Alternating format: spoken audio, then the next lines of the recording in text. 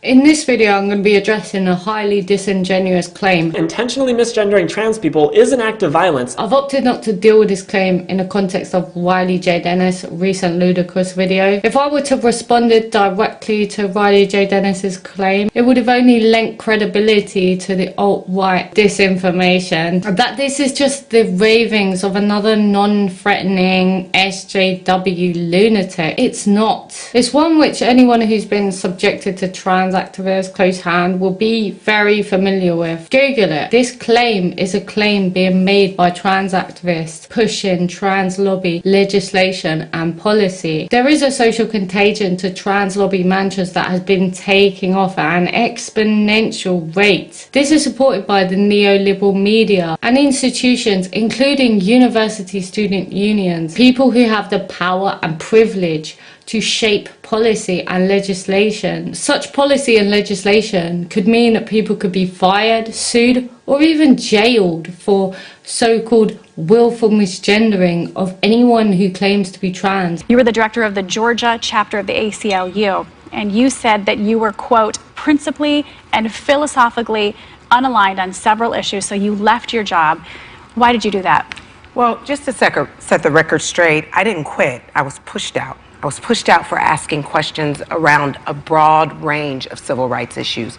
Because as we're living in a more complex society, there is the butting up and the competing interest of insular minorities, whether you're a racial minority, a religious minority, the issues of sexual orientation and gender identity. So I really want to discuss this in the context of legislation and policy so you know what rights of yours are under threat. In Canada, Bill C-16 recently passed. The bill has made two key changes. I'm not going to get into the first key change in this video because I'd have to go into how the trans lobby have been trying to distort the meaning of discrimination, and that's not what this video is about. What I'm going to go into is the second key change, which concerns free speech. It amends the criminal code to extend protection against hate propaganda set out in the Act, by that they mean the Human Rights Act in Canada, to any section of the public which is distinguished by gender identity or expression. Toronto academic Jordan Peterson has been a vocal critic of this bill, but his criticism seemed to stay within the comfort zone of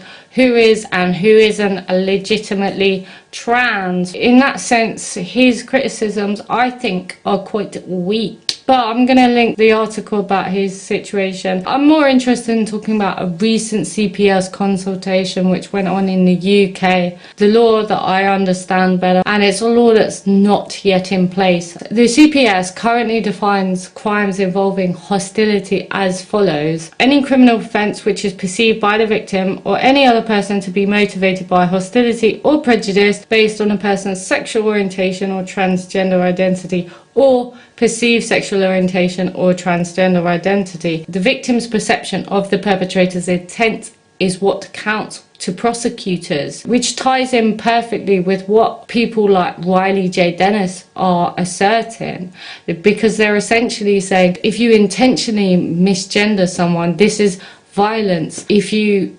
unintentionally misgender them, there's no harm caused. Fortunately for those of us who are sane, when it comes to laws on stirring up hatred in the UK, transgender identity is not included. You need to be aware of this in case it does become included. That very much looks like where we're going here, so I'm just going to read that out to you. Stirring up hatred in this context is committed when someone says or does something which is threatening, abusive, or insulting. Insulting? Can't we be offended? And the person either intends to stir up hatred or makes it likely that such hatred will be stirred up. It covers behaviour such as making a speech, posting material online, displaying a poster, performing a play, or broadcasting on the media. Obviously an attack on free speech, right? So it's a very good thing that this is not currently against the law.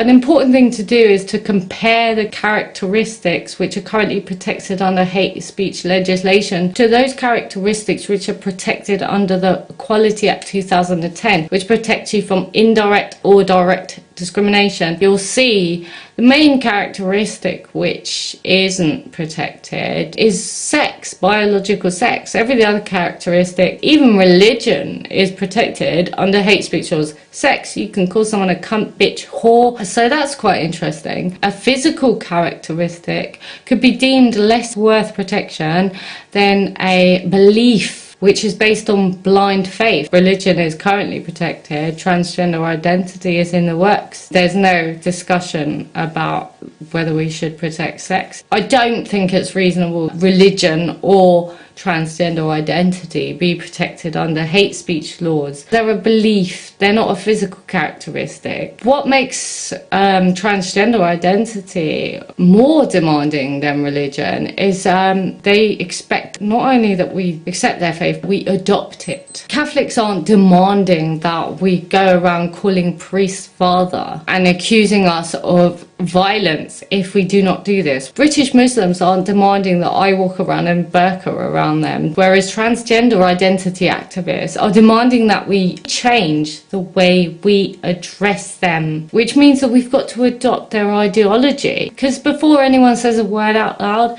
they have to think it.